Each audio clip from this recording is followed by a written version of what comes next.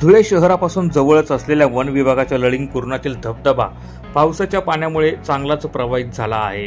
हा धबधबा अनेक पर्यटकांना आकर्षित करत असल्याचे दिसून आलं आहे। धुळे शहरासह जिल्ह्यातून तसेच मालेगाव, नंदुरबार, चाळीसगाव या भागातून देखील पर्यटक मोठ्या संख्येने या ठिकाणी हजेरी लावत असल्याचे दिसून आलं आहे। प्रवाहित झालेला धबधबा पर्यटकांना आकर्षित करत असल्याने पर्यटकांनी मोठ्या प्रमाणात या भागात गर्दी केली आहे। मात्र धबधबा परिसरात फोटो आणि सेल्फी काढण्यासाठी पर्यटकांनी योग्य ती काळजी घेण्याचे आवाहन देखील केले जात आहे। धुळे शहरापासून सुमारे 10 किलोमीटर अंतरावर असलेल्या मुंबई-आग्रा महामार्गावर डॉक्टर बाबासाहेब आंबेडकर यांच्या पदस्पर्शाने पावन झालेल्या लळिंग वन विभागाच्या क्षेत्रात अनेक पर्यटक विविध भागातून दाखल होत आहे। यात डॉक्टर बाबासाहेब आंबेडकर यांचा मुक्काम असलेला लांडोर बंगला, बाजूला असलेल्या छत्रपती शिवरायांच्या पदस्पर्शाने पावन झालेला लळिंग किल्ला व जंगलात असलेल्या सटवाड हनुमान मंदिरासह इतर ठिकाणी जाण्यासाठी पर्यटकांचा नेहमीच ओढा राहिला आहे। यंदा पावसामुळे प्रवाहित झालेला धबधबा हा पर्यटकांना स्वतःकडे आकर्षित करत आहे। त्यामुळे अनेक पर्यटकांना या भागात सेल्फी घेण्याचा मोह देखील आवरता आलेला नाही। अनेक पर्यटक कुटुंबासह, मित्रपरिवारासह या ठिकाणी निसर्गाचा आनंद लुटण्यासाठी येत आहे। हिरवळीने नटलेला वन परिक्षेत्र, लांडोर बंगला, पर्यटकांना आकर्षित करणारा धबधबा, उंचीवरून जंगलातलं दृश्य बघण्यासाठी उभारण्यात आलेले मनोरे, सटवाड हनुमान मंदिर हे या भागातील आकर्षणाचे केंद्रबिंदू ठरत असल्याने पर्यटकांनी देखील मोठ्या संख्येने या भागात गर्दी केली आहे।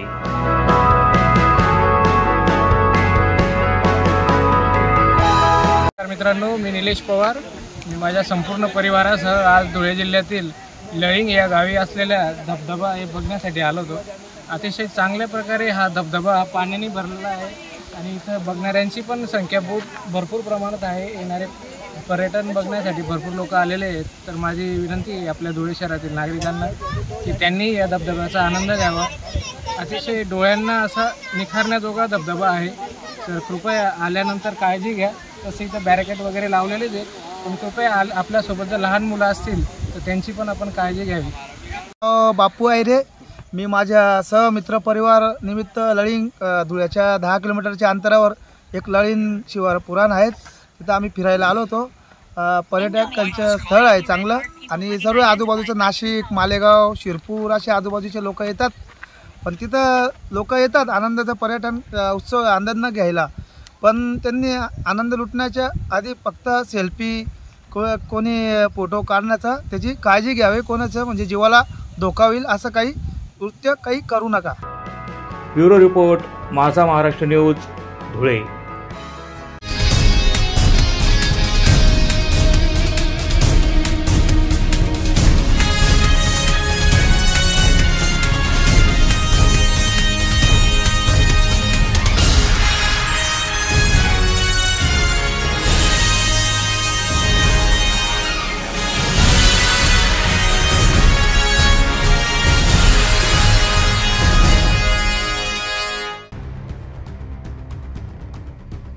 नंदुरबार जिल्ह्यातील धडगाव तालुक्यातील भरड, थुवानी आणि आट्टी या 3 आदिवासी वस्तींच्या गावांमध्ये स्वातंत्र्यानंतर 75 वर्ष झाली तरी मूलभूत सुविधांचा पत्ताच नाही।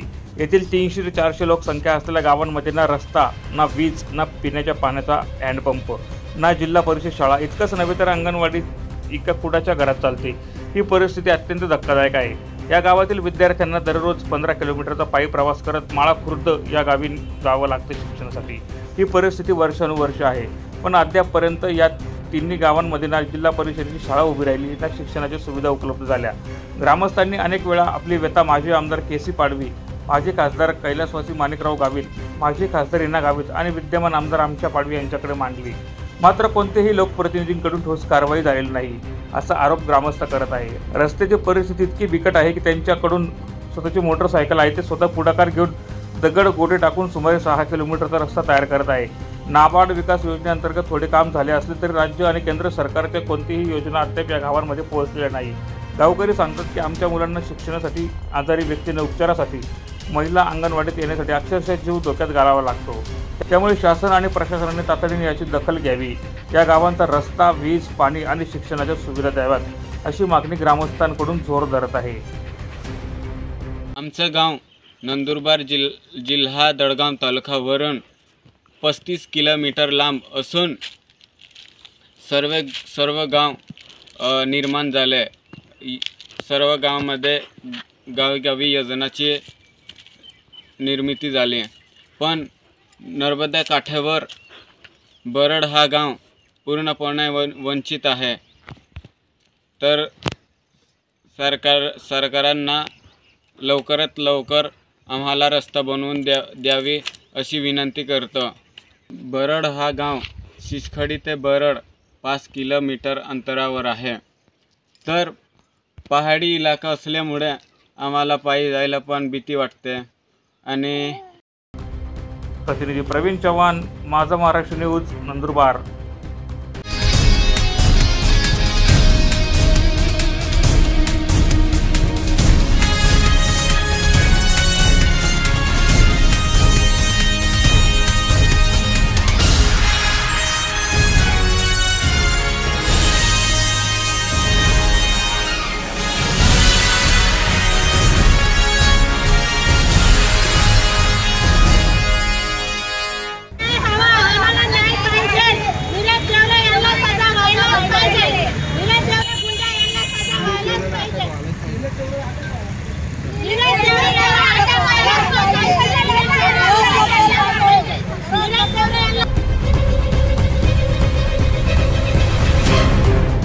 गावगुंड निलेश देवरेवर मोक्का अंतर्गत कारवाई करून तात्काळ अटक करा व भांडण सोडवण्यासाठी गेलेल्या विजय आयरे व अमर आयरे यांच्यावरील दाखल खोटा गुन्हा तात्काळ मागे घ्या. या मागणीकरिता जुने धुळे भागातील गायकवाड चौकातील महिला जिल्हा पोलीस अधीक्षक कार्यालयात एकवटल्या. त्यांनी मागण्यांचे निवेदन एसपींना दिले आहे. गावगुंड निलेश देवरेवर कारवाई न झाल्यास मोर्चा काढण्याचा इशारा गायकवाड चौक भागातील महिलांनी पोलीस प्रशासनाला दिला आहे. जुने धुळे भागातील गायकवाड चौक भागात राहणारा निलेश राजेंद्र देवरे हा धुळे जिल्ह्यातील सराईत गुन्हेगार असून त्याच्यावर विविध पोलीस स्टेशनमध्ये विविध गंभीर स्वरूपाचे गुन्हे दाखल असल्याचा आरोप निवेदनातून महिलांनी केला आहे. गंभीर गुन्हा दाखल असताना देखील देवरे हा धुळे शहरात वावरतोच कसा, असा सवाल उपस्थित करत निलेश देवरेसह त्याच्या परिवाराकडून जीवाला धोका असल्याचं म्हणत त्याच्यावर तात्काळ मोक्का अंतर्गत कारवाई करा अशी मागणी गायकवाड चौकातील महिलांनी एसपींना दिलेल्या निवेदनात केली आहे.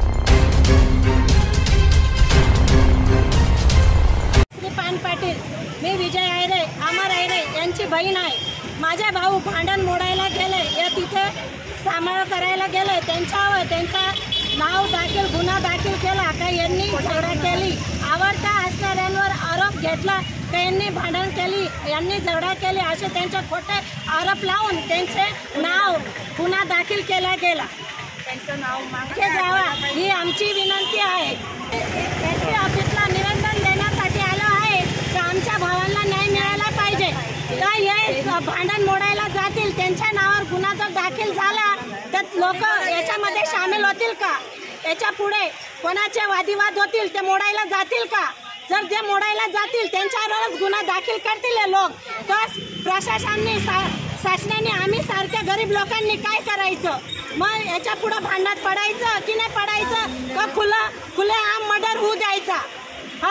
म्हणजे जे लोक गुन्हेगार आहेत ते मोकळे फिरताय आणि जे न्याय मोडायला ते तिथे सांभाळ करायला गेले त्यांचे नाव दाखल केले, त्यांच्यावर गुन्हा. शिक्षणाचा मुलगा जर तो आरोपी म्हणून त्याला घोषित केला जात आहे तर शिक्षणाच्या मुलांनी शिक्षण करायचं का अशा भांडणांमध्ये त्यांना गुन्हेगार साबित करायचे?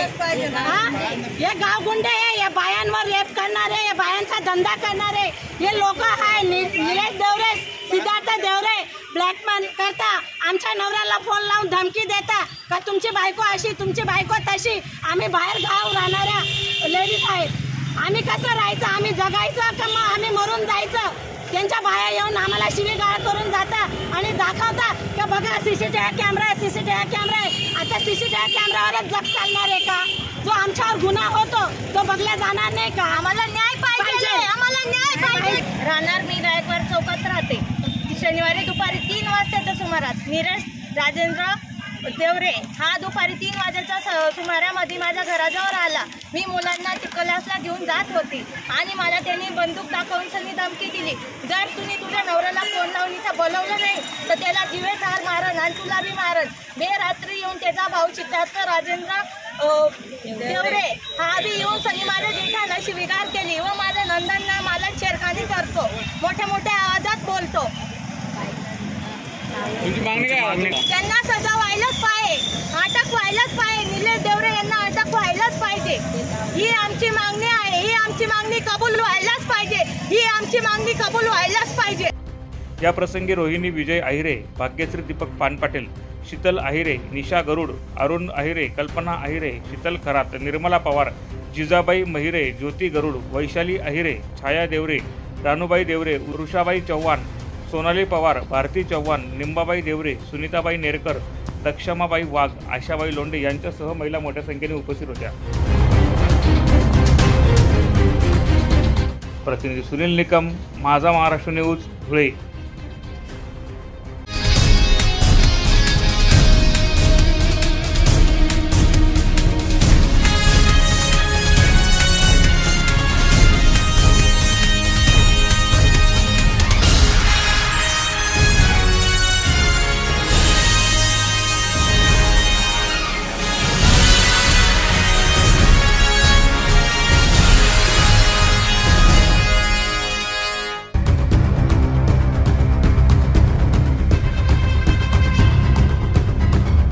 शिक्षण हक्काचा गजर सुरू असतानाच अक्कलकुवा तालुक्यातील आदिवासी भागातील विद्यार्थ्यांचे शिक्षणासाठीचे प्रवास अद्यापही जीवावर बेतणारे ठरत आहे।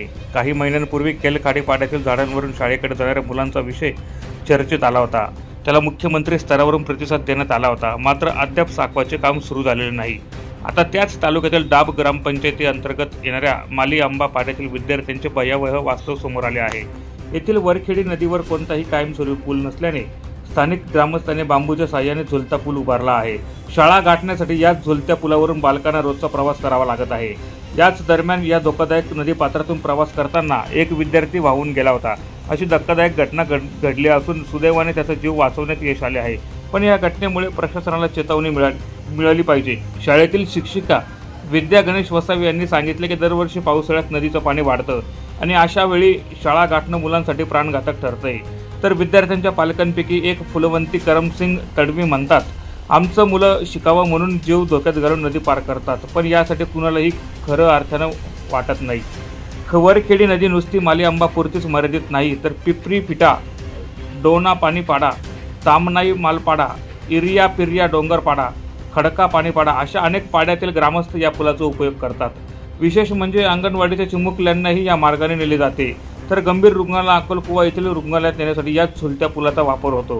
प्रशासनाच्या म्हणण्यानुसार साकव बांधण्यासाठी निधीचा अभाव आणि तांत्रिक अडचणी येत असल्याचे कारण पुढे केले जात आहे। मात्र प्रश्न असा आहे की एखादा जीव गमावल्याशिवाय प्रशासन जागा होणार नाही का? यायला जायला त्रास राहता ना, म्हणून खासगी आम्ही पूल बनवला। 4-5 वर्ष होऊन गेले आणि आमचे मतदान करताना असा पूल बांधून देणार असं सांगितलं। मी आपला पुढारी लोकांना पूल बी बांधून देते, आमचे अडचण राहते ना, म्हणून त्या झाडावाला यायला जायला त्रास राहतो आणि अंगणवाडी पण त्रास राहतो आणि बाजारात जायचे बहुत त्रास राहतो। दवाखान्यात आणि गरोदर बाई पण दवाखान्यात घेऊन जाते, आज म्हातारे माणसं पण दवाखान्यामध्येच घेऊन जाते, इथेच घेऊन जाते ना, त्रास राहतो म्हणून तर पूल बांधले आमचे खाजगी। फुलांचे आता 2,000 ते दोरी लावून बांधली आहे। दरवर्षी ते आमचे बांबू लावून बांधते खाजगी आणि ते बांबू वाहून जाते, अजून बांधते, अजून वाहून जाते, अजून बांधते। तुमचं काय मागणी मग प्रशासनाकडे? नाही, आम्हाला पूल पाहिजे होतं, एवढी अडचण आहे। आजारी माणसाला घेऊन जायचं बी आजारी आहे, त्यांना बी घेऊन जायचा त्रास राहतो आणि मोठा पूर येऊन जातो, हे पूल बी वाहून जातो, अजून लवकर बांधावं लागेल। अजून तुमचं नाव? फुलवंती करमसिंग तडवी, माली आंबा। प्रशासनाच्या म्हणण्यानुसार साकव बांधण्यासाठी निधीचा अभाव आणि तांत्रिक अडचणी असल्याचे कारण पुढे केले जात आहे। मात्र प्रश्न असा आहे की एखाद्याचा जीव गमावल्याशिवाय प्रशासन जागा होणार नाही का, असा प्रश्न या निमित्ताने उपस्थित होत आहे।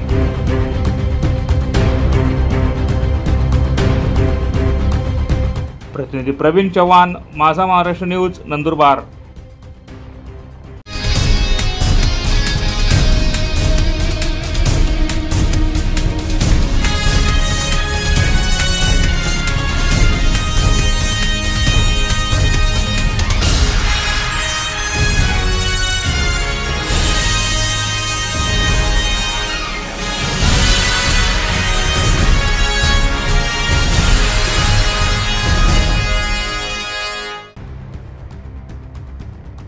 पिंपळनेर पोलिसांनी रात्रीच्या सुमारास पिकअप वाहनाचा पाठलाग करून तब्बल 1500 किलो गोमांससह पिकअप वाहन जप्त केल्याची कारवाई केली आहे।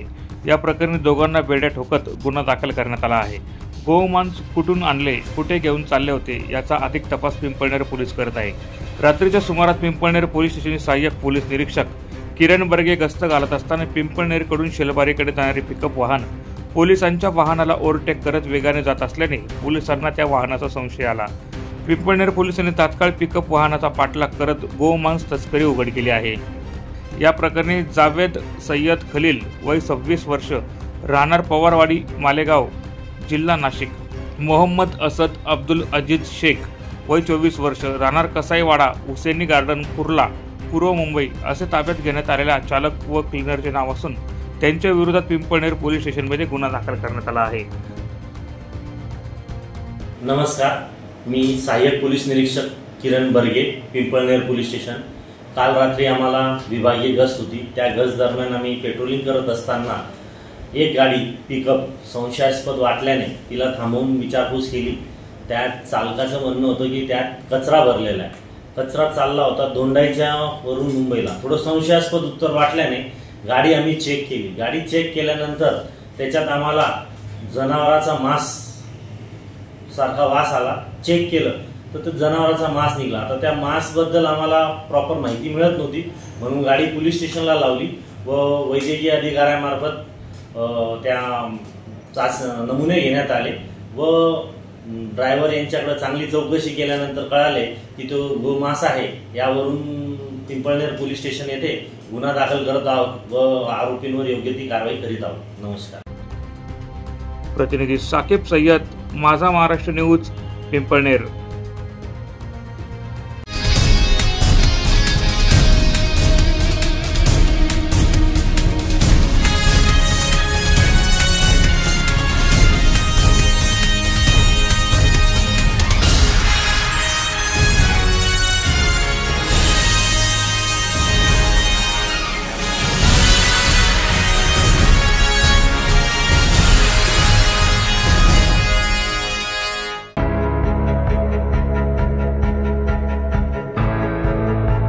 खानदेश तेली समाज मंडळाच्या मेळाव्याने संपूर्ण महाराष्ट्रात लौकिक मिळवला असून आपल्या मेळाव्याच्या माध्यमातून दरवर्षी अनेक विवाह जुळून खरी समाजसेवा मंडळाचे कार्यकर्ते करत असल्याचे प्रतिपादन माजी महापौर कल्पना महाले यांनी केले आहे।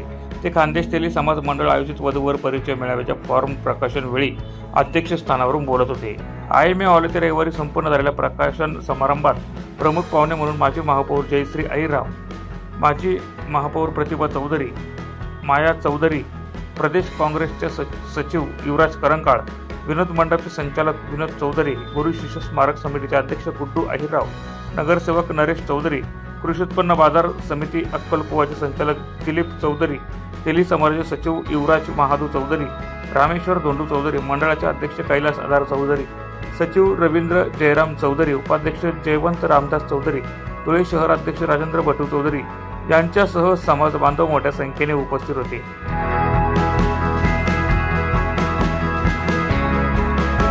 श्री संताजी जगनाडे महाराज श्री संताजी जगनाडे महाराज यांच्या कृपेने तेली समाजाचा संपूर्ण राज्यस्तरीय वधूवर परिचय मेळावा खानदेश तेली समाज मंडळाच्या वतीने दरवर्षी घेण्यात येतो। त्याचप्रमाणे यावर्षी देखील नोव्हेंबर महिन्यात 9 नोव्हेंबर 2025 रोजी पाडवी नूतन विद्यालय या ठिकाणी वधूवर परिचय मेळाव्याचे राज्यस्तरीय आयोजन करण्यात आलेले आहे। त्या मेळाव्यासाठी जे वधूवरांचे भरून घेण्यासाठी जे फॉर्म लागतात त्या फॉर्मचा प्रकाशन सोहळा आज या ठिकाणी संपन्न झाला।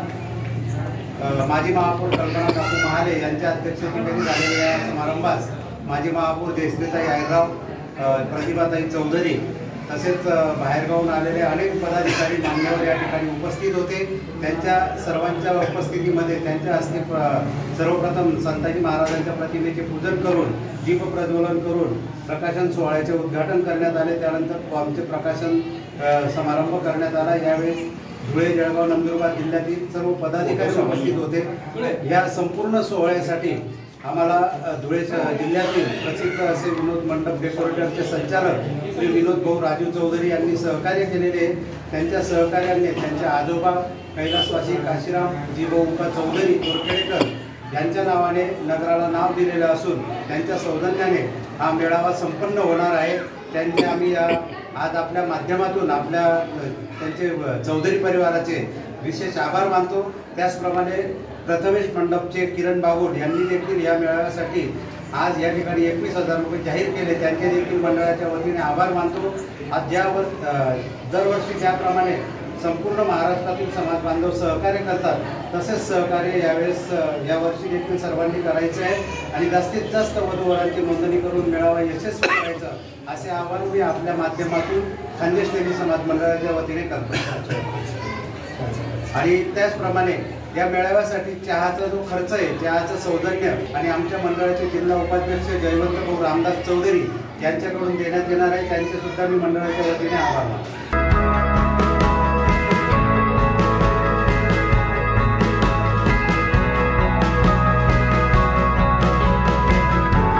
प्रतिनिधी रूपक बिरारी, माझा महाराष्ट्र न्यूज, धुळे।